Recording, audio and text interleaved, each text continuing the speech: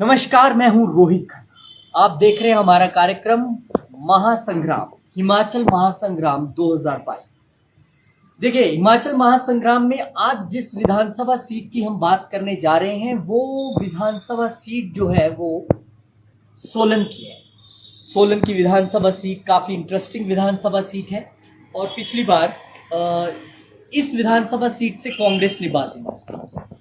इस विधानसभा सीट की खासियत ये है कि यहाँ पर पिछली बार ससुर और दामाद का मुकाबला था, यानी बीजेपी कांग्रेस का मुकाबला तो था ही, लेकिन वो मुकाबला ससुर और दामाद का था, क्योंकि कांग्रेस के जो उम्मीदवार थे धनीराम शांडिल, वो बीजेपी के जो उम्मीदवार राजेश कश्यप उनके ससुर हैं। तो ससुर और दामाद के इस मुकाबले में जाहिर सी बात है बाजी ससुर ने मारी थी। और क्योंकि वो एक्सपीरियंस्ड हैं, एमपी रह चुके हैं, विधायक रह चुके हैं, हालांकि मार्जिन बहुत कम रहा था लेकिन उन्होंने बाजी मार ली थी। और इस बार ऐसा माना जा रहा है कि दोनों ही पार्टियां हो सकता है कि उनको ही दोबारा मैदान में उतारे। उसका सबसे बड़ा कारण ये है कि दोनों ही अपनी पार्टी के लिए, अपनी सीट के लिए अभी से काम शुरू कर चुके हैं। लेकिन सवाल फिर भी उठ रहा है, सवाल ये उठ रहा है कि क्या धनीराम शांडिल, जो अभी उनकी एज ज्यादा हो गई है, तो क्या पार्टी इस बार युवाओं को तरजीह देने वाली है या फिर से एक बार पार्टी ये चाहेगी कि किसी तरीके से उनको ही मैदान में उतारा जाए। दूसरा सवाल, राजेश कश्यप जो पिछली बार हारे थे, बहुत कम मार्जिन से हारे थे, क्या एक बार पार्टी फिर से उन पर विश्वास जताएगी या कुछ और उम्मीदवार आएंगे? इन सारी चीजों को हम एनालाइज करने वाले हैं। लेकिन उससे पहले आंकड़ों पे नजर मार लें तो सोलन विधानसभा क्षेत्र में ज्यादातर कांग्रेस का कब्जा रहा है।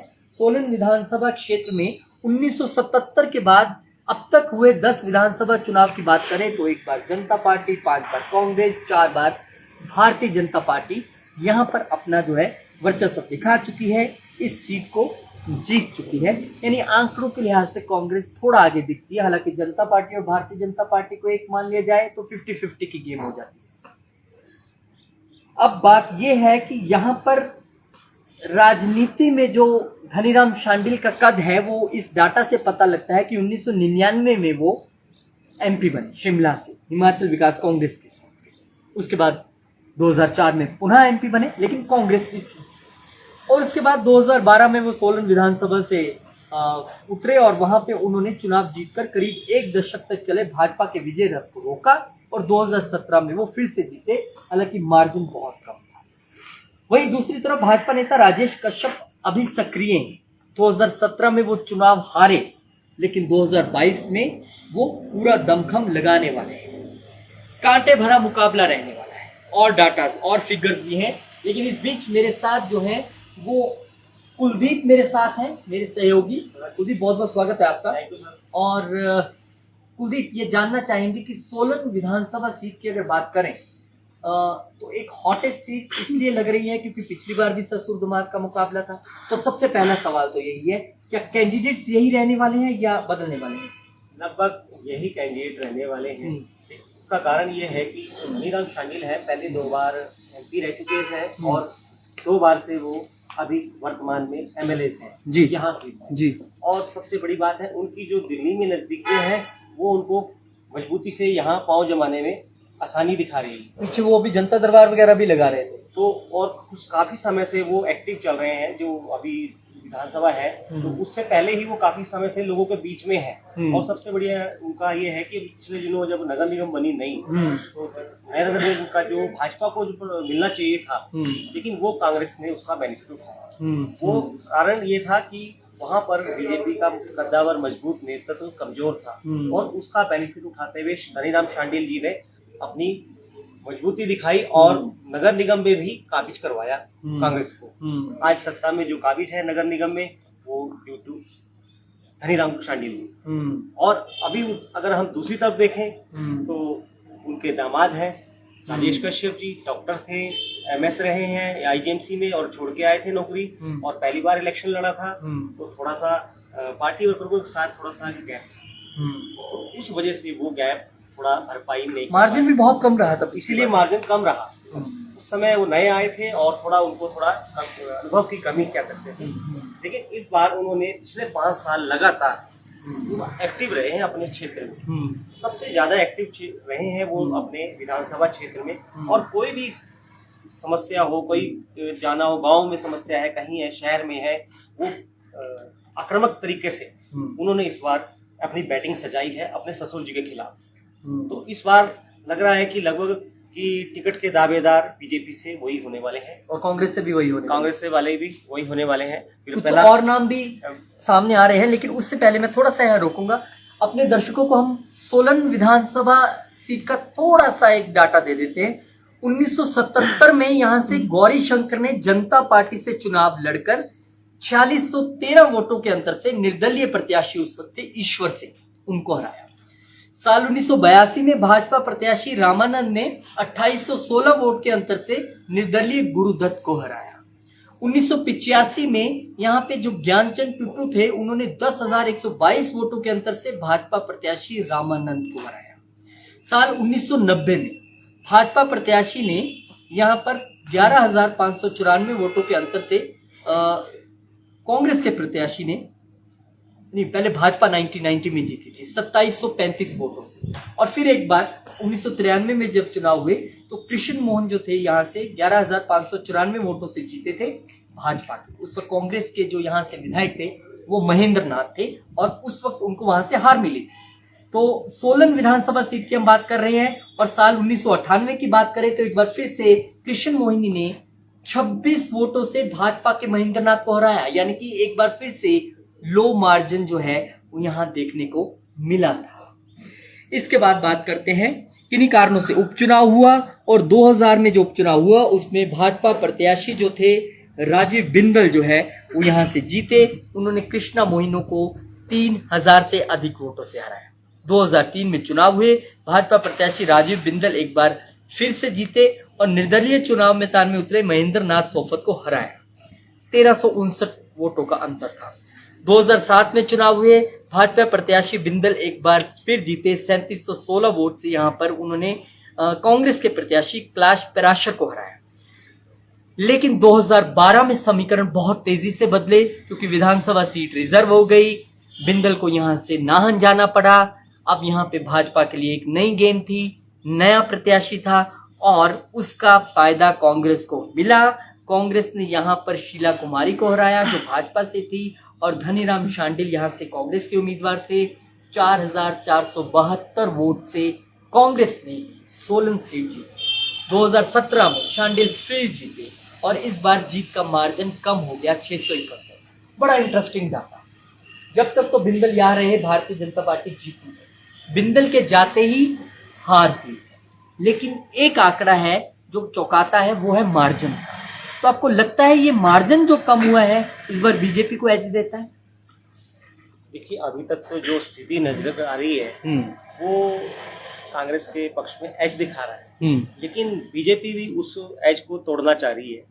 तो लेकिन उसकी जो कमियां हैं बीजेपी की, संगठनात्मक रूप से कमजोरियां हैं कुछ, कि वहाँ कुछ धड़े में बटे हुए हैं बीजेपी के जो कार्यकर्ता हैं। यदि वो एकजुट नहीं होते हैं तो धनीराम शांडिल जी का मुकाबला करना बड़ा मुश्किल हो जाएगा। ये एक बड़ी मेन और बड़ी बात ये भी तो है ना, कांग्रेस में भी वहाँ पे थोड़ी धड़ेबंदी इसलिए दिख रही है क्योंकि धनीराम शांडिल अभी जब जनता दरबार कर रहे थे तो कांग्रेस के बीच से ही आवाज उठती है कि अभी इनकी एज ज्यादा है, टिकट मिलेगी या नहीं मिलेगी या कैसे हो पाएगा। तो आपको लगता है कि कांग्रेस में भी वो थोड़ी सी चीजें होंगी? जहां तक मुझे लग रहा है कि अभी जो है एज के हिसाब से देखें तो धनीराम शांडिल जी इसलिए भी मजबूत है कि जो उनके मुकाबले का कद्दावर नेता कांग्रेस में नहीं है सोलन में। और नंबर 2 बात कि बीजेपी में उनका मुकाबला करने के लिए धड़ों में बटी है बीजेपी, उसका भी बेनिफिट वो उठा रहे हैं। और साथ में नगर निगम जो अभी इलेक्शन हुए हैं उसमें कांग्रेस ने जो बाजी मारी है उसकी वजह से शहर में जो ये काफी बड़ा एरिया है। अब तो हमारे साथ शहर में जो सोलन शहर नगर निगम बना है ये उसको बीजेपी की बजाय कांग्रेस को बेनिफिट हुआ। और उसके साथ जो अपने एक और नगर पंचायत बनी है कंडाघाट, जो भी शहरीकरण क्षेत्र बना है, तो उसमें भी कहीं ना कहीं ये शांडिल जी का अच्छा रोल है उसमें। और सबसे बड़ी बात है कि कांग्रेस में अभी जो उनके कद के बराबर लीडर नहीं है और उनकी दिल्ली से नजदीकियां ये उनको सब कैंडिडेट पर भारी पड़ रही हैं, तो वो इस वजह से वो अभी तक जीतते नजर आ रहे हैं। अगर भाजपा की बात करें तो भाजपा में यहाँ से जो अन्य टिकट के दावेदार हैं, उनमें से सर एक अपने राजेश कश्यप तो हैं ही राजेश हैं, कश्यप, नंदराम कश्यप भी हैं जो भाजपा जिला महामंत्री हैं जी सर, जी। उसके अलावा शीला कुमारी हैं, शीला कुमारी जी भी जो वाल्मीकि समाज से संबंध रखती हैं, और उसके बाद एक अब नए लीडर हैं जो तरसेम भारती जी हैं। वो काफी एक्टिव है इस समय मैदान में। वो पहले भी एक बार टिकट भी मांग चुके थे यहाँ से, सोलन से पिछली बार भी मांग रहे थे, लेकिन नहीं मिला उनको टिकट, लेकिन वो अब काफी एक्टिव हुए हैं। तो बीजेपी से शायद वो भी टिकट के दावेदार है। देखिए, टिकट के दावेदार हर जगह से हैं। अगर कांग्रेस पार्टी की बात करें तो अभी कांग्रेस पार्टी ने जब आवेदन मंगाए थे तो 68 विधानसभा सीट के लिए 1300 ज्यादा लोगों ने आवेदन किया है। यानी कहीं ना कहीं टिकट की होड़ तो सब जगह से रहती है, पर टिकट मिलने के बाद का असली खेल शुरू होता है कि टिकट मिलने के बाद किस तरह से जिसको टिकट मिला है वो सबके अपने पक्ष में लाके खड़ा कर पाता है, या पार्टी उनको एक संदेश देती है कि इकट्ठे मिलके लड़ें। सोलन विधानसभा क्षेत्र की बात करें तो 84,672 मतदाता है, जिसमें से पुरुष मतदाता 44,000 हैं और बाकी 40,000 के करीब जो है वहां पर महिला मतदाता है। और एक बात यहाँ पे हम बात करना चाहेंगे कि हम अभी काफी देर से बीजेपी और कांग्रेस की बात कर रहे थे, हम आम आदमी फैक्टर को भूल रहे हैं। तो क्या लगता है कुलदीप, वहां पे आम आदमी का फैक्टर, क्योंकि पीछे सोलन में एक जो उनकी रैली हुई थी जहां पे उन्होंने वो संकल्प या कोई लेना था, वहां पर हम वहां पर गए थे, क्या लगता है कि जहां पर जीत का मार्जिन 600, 700 वोट रहा हो, वहां पर अगर आम आदमी पार्टी मैदान में आ जाती है तो कितना फर्क डालेगा? देखिए सर, शहरी जो आप पार्टी है वो शहरीगत पार्टी मानी जाती है, और शहरीगत पार्टी होने की सोलन तो शहरी इलाका ही है पूरा। अब काफी जो मैं बता रहा हूँ कि नगर निगम शहर का काफी बड़ा लंबा चौड़ा शहर है, और उसके साथ कंडाघाट जो है नया शहरी निकाय बना है, तो इस क्षेत्र में आप पार्टी की पकड़ ज्यादा अच्छी मजबूत होती है। दिल्ली हो चाहे पंजाब हो, शहरी क्षेत्रों में अच्छी पकड़ बनाई है। आप किसका खेल बिगाड़ेंगे, कांग्रेस का या बीजेपी का? अब ये दोनों तरफ है मार्च, क्योंकि जो अभी वहाँ कैंडिडेट टिकट मांग रहे हैं, मैं उनका नाम लेना चाह रहा था, तो अभी वो पीछे पहले कांग्रेस में थे और धनीराम शांडिल जी के काफी नजदीक रहे और हमेशा उनका सहयोग किया है। तो फिर जिसके नजदीक रहे वोट तो उसी का कटेगा। अब वो आप पार्टी में चले गए, विनोद कुमार है उनका नाम, तो वो अब आप पार्टी में है और वो नुकसान पहुंचाते हैं, लेकिन वो कितना नुकसान पहुंचाते हैं कितना नहीं, ये तो देखने वाली बात है। का मार्जिन ही पिछली बार 672 वोट रहा हो, अगर वो 1000 वोट भी तोड़ देते हैं और ये तो मुश्किल का सबब होगा, लेकिन इस सब के बीच एक पार्टी का हमें और ध्यान देना होगा जो अभी मैदान में दस्तक दे रही है और सोलन से ही दे रही है, देवभूमि जनहित पार्टी, क्षत्रिय पार्टी। ये कितना आधार रखती है सोलन में और कितना नुकसान पहुंचा सकती है और किसको पहुंचा सकती है? ये सर अपने जो देवभूमि क्षत्रिय पार्टी है, लोकल हमारे सोलन से ही है, जो अपने उनके जो प्रदेश अध्यक्ष हैं रोमित ठाकुर जी, और वो कुछ ना कुछ ध्रुवीकरण की कोशिश कर रहे हैं, लेकिन वो ज्यादा नुकसान जो है वो बीजेपी को नुकसान डालने की टेंट करने की कोशिश कर रहे हैं। अगर बीजेपी में रहे हैं पहले, बीजेपी नहीं ही रहे, लेकिन जो उनका वोट बैंक है वो एक स्वर्ण वोट बैंक माना जाता है, और वो स्वर्ण वोट बैंक में अगर वो हार लगा रहे हैं, किसी में सेंध मार्क कर रहे हैं, तो नेचुरल बात है उसमें ज्यादा नुकसान जो है वो बीजेपी को होने का चांस, बीजेपी को। एक बार फिर से जब हम वाइंड अप करेंगे तो किसको कितना नुकसान कितना फायदा ये हम पूछेंगे जरूर, लेकिन अगर बड़े मुद्दों की बात करें सोलन में, जो आम जनता, क्योंकि आपने वहाँ पे ग्राउंड जीरो भी किया, आपने वहाँ पे बस में सरकार भी किया, तो क्या लगा आपको कौन से बड़े मुद्दे हैं जो इस वक्त सोलन में काफी मतलब लोगों के बीच में प्रचलित है? देखिए, काफी समय से जो वहाँ पर एक सेब मंडी है हमारे सोलन जिला में, और काफी बड़ी मंडी मानी जाती है, जो शिमला बेल्ट के जो सेब आता है और उसका बहुत सारा एरिया वो कवर करता है, सोलन मंडी है जो, पर वहाँ एमएसपी जो लागू नहीं हो रहा है, लोगों को रेट कम मिल रहे हैं। कांग्रेस ने तो बोला है हम राइट्स दे देंगे, अपने आप खुद अपना रेट तय कीजिए अब। हाँ जी, तो लेकिन वो अभी तक इम्प्लीमेंटेशन नहीं हो रहा। उसके अलावा सब्जी मंडी है, वहाँ एमएसपी लागू नहीं होता है, ये भी एक मुद्दा है, क्योंकि सराउंडिंग का जो सारा क्षेत्र है वो ग्रामीण क्षेत्र है। सोलन में सर्विस क्लास लोग भी बहुत है। सोलन में एक जो नेता क्या बोलते हैं आप, कर्मचारी नेता, वो काफी संख्या में है। डिस्ट्रिक्ट हेडक्वार्टर है, नेचुरल बात है, इतने सारे सरकारी एम्प्लॉइज है, और जो रिटायरमेंट होके आते हैं लगभग प्रदेश से किसी भी हिस्से के हो, तो बहुत सारे मिनी हम बोल सकते हैं हिमाचल का एरिया है। ओपीएस का मुद्दा कितना बड़ा रहेगा? ओपीएस का मुद्दा यहाँ काफी ज्यादा इफेक्टिव करेगा, और ये एक जल्द ही बड़ा मुद्दा बनने वाला है। और जो वहाँ के मेन लीडर्स हैं, रिटायर्ड पर्सन है, वो अभी भी डिमांड कर रहे हैं भी ओबीसी को लागू किए जाए, ताकि कॉर्पोरेट सेक्टर के कर्मचारी हैं, इसके अलावा जो वर्तमान में काम कर रहे हैं वो भी एनपीएस वाले, अच्छा, ओपीएस आपने वाले। जब ग्राउंड जीरो किया था तब तक ना तो कांग्रेस की 10 गारंटियां आई थी, ना आम आदमी पार्टी की गारंटी आई थी। मुझे लगता है आपको एक बार फिर से वहाँ ग्राउंड जीरो करना पड़ेगा, ताकि हमें पता लगे कि इस गारंटी के आने के बाद, देखिए गारंटी शब्द अपने आप में बहुत महत्वपूर्ण शब्द है। गारंटी का मतलब होता है मिलेगा ही मिलेगा, हम ये देंगे ही देंगे। मुझे याद है जब हम कॉमर्स में पढ़ा करते थे तो 2 शब्द आते थे, एक गारंटी एक वारंटी। वारंटी का मतलब है भाई साहब आपकी ये चीज बिगड़ गई तो हम इसको रिप्लेस कर देंगे, हम आपको पार्ट चेंज कर देंगे। गारंटी का मतलब है कि हम आपको बदल के देंगे ही देंगे, नई चीज ला के आपके घर में रखेंगे, ऐसा नहीं है कि उसको हम चेंज करेंगे। तो सबसे बड़ी बात है जो गारंटी कांग्रेस ने दे दी है, तो आपको लगता है ये गारंटी 300 यूनिट की हो या 1500 रुपए महिलाओं को हो या 10 दिन में ओपीएस बहाल करने की हो या 2 रुपए में गोबर ले लेने की हो या 10 लीटर दूध ले लेने की हो, ये तमाम चीजें ये एक मास्टर स्ट्रोक है कांग्रेस की तरफ से। आप जान लीजिए हिमाचल जैसी जगह पर अगर आप किसी को घर बैठे एक महिला को 1500 रुपए दे रहे हैं और घर में 3 या 4 महिलाएं हैं तो 6000 रुपया हो गया।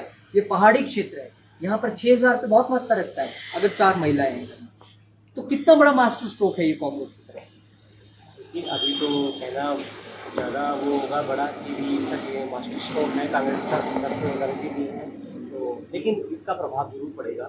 अगर आम आदमी पार्टी 1000 रुपये कह रही है देंगे, कह रहे 1500 देंगे, इसका प्रभाव पड़ेगा, लेकिन वो अभी वोटर सजग है। ये वोटर बहुत सजग है, सोलन जिले का जो भी वोट करता है वो बहुत सोच समझ के करता है। तो आपको लगता है बीजेपी भी इस बार ऐसी कोई गारंटी देगी कि आप 1500 दे रहे हो तुम 2000 दे देंगे, ऐसा कुछ हो सकता है? कुछ गारंटियां तो बीजेपी ने भी दी हैं फिलहाल वर्तमान में, जैसे बिजली का है बिल है, और कुछ 125 यूनिट दे रहे हैं, वो 300 दे रहे हैं, और भी कुछ उन्होंने घोषणाएं की हैं। बस में आधा किराया महिलाओं के लिए किराया किया है, लेकिन जो अभी हम स्कीमें देख रहे हैं वो आधी अधूरी, भाजपा ने जो लागू की है वो आधी अधूरी है, लोगों को पूरी तरह बेनिफिट नहीं मिल रहा, तो कहीं ना कहीं अभी कमजोरी है बीजेपी की। और मुझे लगता है बीजेपी को एज भी है, क्योंकि देखिए एक चीज होती है गारंटी देना और एक चीज होती है उसको लागू कर देना। हम आपको 1 रोटी देंगे ये गारंटी है, हम आपको आधी रोटी खिला रहे हैं, वो चल रहा है।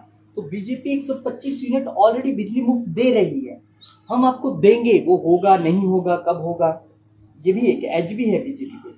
बीजेपी को एज तो है, पर अभी फिलहाल मौके पर देखें तो सोलन में मेरा अपना मानना है कि अभी शांडिल जी का एज है, और वो उसको भली बात वो घोषणा पत्र समिति के भी अध्यक्ष हैं कांग्रेस कमेटी के, और वो जानते हैं किस तरीके से मोल्ड करना जा सकता है, और वो करने की कोशिश कर रहे हैं काफी कुछ। तो अभी मेरे को लग रहा है कि अभी तो एज है पर वर्तमान, लेकिन बीजेपी भी पूरी टक्कर में है इस बार। जी चलिए, बहुत बहुत शुक्रिया कुलदीप, और बहुत बहुत शुक्रिया आप लोगों का भी। तो कंक्लूजन अगर हम सोलन विधानसभा सीट का निकालें, हालांकि कुलदीप को लग रहा है कि वहां पर कांग्रेस का एज है, लेकिन मुझे ऐसा लग रहा है कि मुकाबला क्योंकि चौकोना है, भाजपा है, कांग्रेस है, एक वो देवभूमि क्षत्रिय पार्टी है, और यहाँ से आम आदमी पार्टी, और हो सकता है एंड टाइम पे कोई निर्दलीय भी आ जाए। लेकिन ये चौकोना मुकाबला होने के बाद एक तरफ से जहां आम आदमी पार्टी के जो कैंडिडेट अगर होते हैं तो वो कांग्रेस को नुकसान पहुंचाता दिख रहे हैं, और क्षत्रिय पार्टी क्योंकि स्वर्ण वोटर्स को लेके बनी है, उनकी मांग उसको लेके है, तो वो बीजेपी को नुकसान पहुंचाती दिख रही है। ऐसे में कौन किसकी कितनी वोट काट पाता है, कौन पोलराइज कर पाता है वोटों को, और ये जो गारंटियों की लड़ाई शुरू हुई है, गारंटी वर्सेस गारंटी, बीजेपी की गारंटी अभी आ रही है सामने, कुछ चल रही है, कांग्रेस ने बता दी हैं, और आम आदमी पार्टी धीरे धीरे बता रही है। इस सब के बीच देवभूमि हिमाचल के आज तक चुनाव इतने इंटरेस्टिंग देखने को कभी नहीं मिले थे, ऐसा कभी नहीं लगा था, और लगता था इस बार बीजेपी है तो अगली बार कांग्रेस है फिर बीजेपी है, ऐसा नहीं।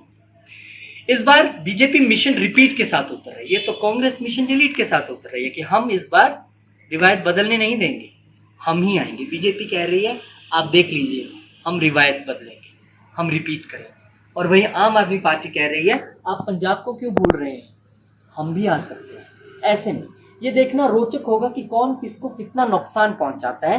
फिलहाल अगर सोलन में एज की बात करें तो किसको एज है, तो मेरा मानना है कि जब तक टिकट्स फेसेस अनाउंस नहीं हो जाते सभी पार्टीज के, नंबर 1, नंबर 2 सभी अपने सभी पत्ते नहीं खोल देते किसको क्या देने वाले, और नंबर 3 उसके बाद अगर एक को टिकट मिलती है तो पार्टी बाकी नाराज नेताओं को किस तरह उस नेता के पीछे खड़ा कर पाती है, तब तक कहना कुछ मुश्किल होगा। अभी 50-50 की लड़ाई मान सकते हैं।